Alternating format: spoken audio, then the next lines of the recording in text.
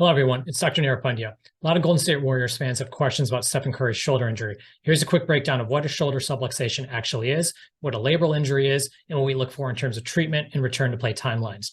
Now, when Stephen Curry injured his shoulder yesterday, there were a couple different things that we were concerned about.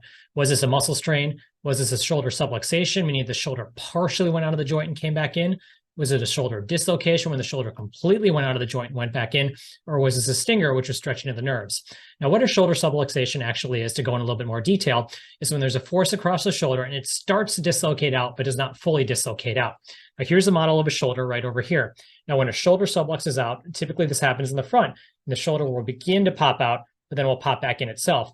Typically for a shoulder dislocation, many times the shoulder will completely go out and then take someone else to pop it back in. Now, when a shoulder subluxes out, there's a structure inside the shoulder, which is the labrum, which is basically this orange structure that my finger is on right over here.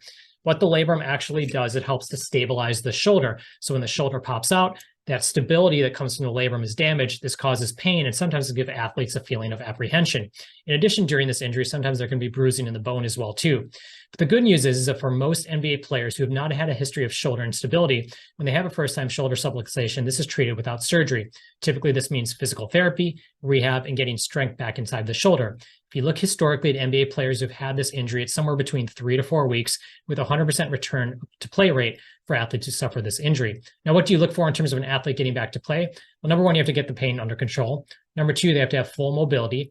Number three, they have to have full strength. And number four, they have to have no feelings as if the shoulder is going to pop out. If that criteria is met, then athletes can begin a return to play process where they get back on the court and see if they can perform effectively. Now, this is Curry's non-dominant hand, so that also increases the chance that any kind of residual pain or even slight feelings of apprehension should impact him. The only real indications for surgery are if the pain continues or if he continues to have instability or apprehension, meaning the feelings like his shoulder is going to pop out as the season goes on. The good news is, for someone who's never suffered this injury before, and it's basically a garden variety type shoulder subluxation, physical therapy, rest, and treatment will get this injury strong and get him back on the court, hopefully in 3 to 4 weeks. Thank you.